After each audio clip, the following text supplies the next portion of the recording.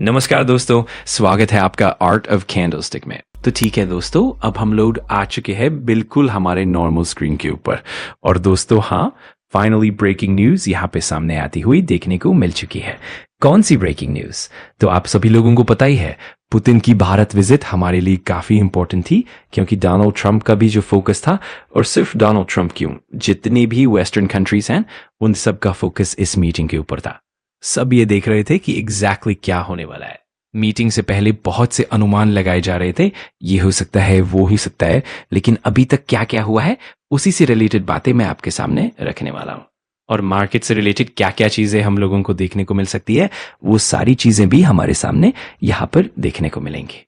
India US trade deal status. India और America के बीच में जो ट्रेड डील है वो अभी भी पूरी तरह से फाइनल नहीं हुई है, वो भी पेंडिंग है, और इसमें बहुत कुछ बदलाव देखने को मिल सकते हैं इस विजिट के चलते।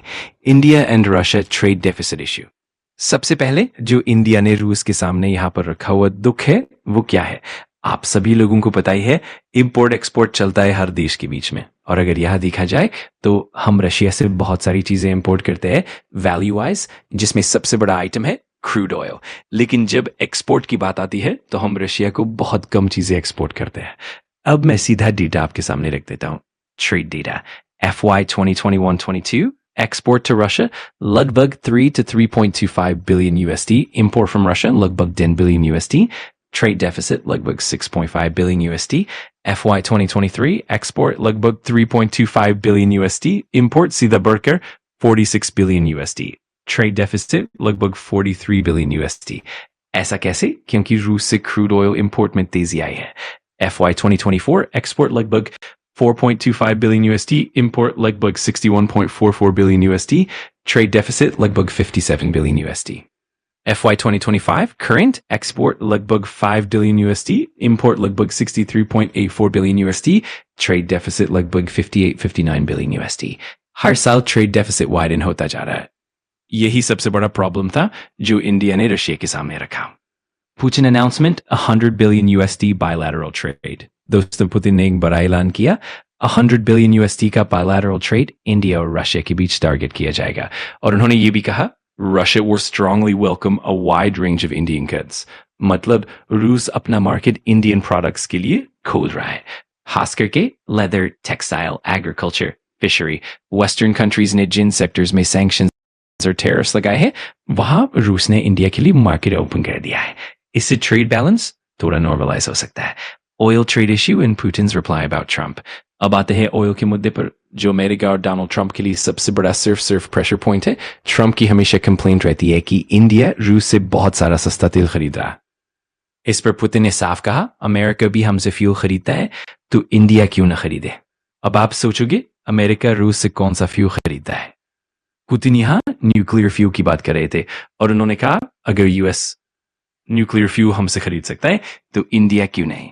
Dollar usage will reduce 96% trade in national currencies.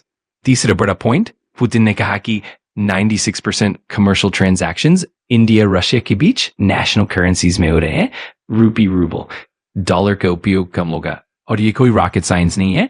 क्यों? क्योंकि रूस के बिलियंस ऑफ डॉलर्स के रिजर्व्स फ्रीज है वेस्टर्न कंट्रीज के पास, तो वो डॉलर ट्रेड बढ़ाएंगे भी क्यों। चाइना के साथ भी रशिया युआन रूबल में ट्रेड करता है, अब वही फॉर्मूला रूपी रूबल पर भी लागू हो रहा है। Skilled Indian workers for Russia.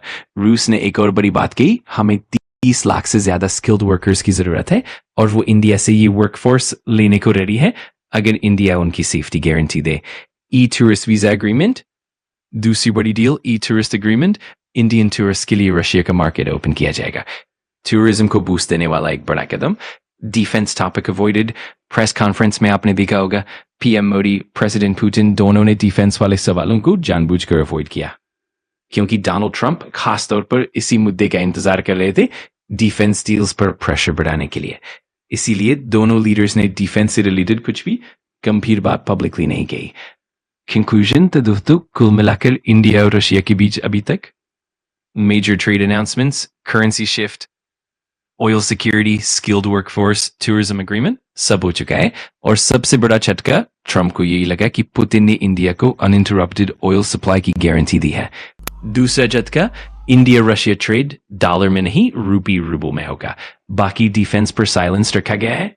तो कुल मिलाकर इस मीटिंग से इंडिया और रशिया के रिश्तों में कई अहम बदलाव देखने को मिले हैं। ये सभी डेवलपमेंट्स न सिर्फ आर्थिक स्तर पर बल्कि राजनीतिक और सामरिक स्तर पर भी महत्वपूर्ण साबित हो सकते हैं। इस तरह दोनों देशों के बीच संबंध और मजबूत हो रहे हैं और आगे चलकर इससे दोनों को ही फायदा होगा। इस मीटिंग का सबसे बड़ा मकसद था दोनों देशों के बीच आर्थिक साझेदारी को और मजबूत करना। पुतिन ने जो $100 बिलियन का ट्रेड टारगेट रखा है, उससे ये साफ होता है कि रूस भारत के लिए अपने बाजार खोलने को तैयार है, जिससे भारत को एक्सपोर्ट के नए अवसर मिलेंगे। इसके अलावा ट्रेड डिफिसिट को कम करने के लिए भारत को भी कुछ रणनीतियां अपनानी पड़ेंगी, जैसे कि रशियन मार्केट में अधिक भारतीय प्रोडक्ट्स की पैठ बनाना।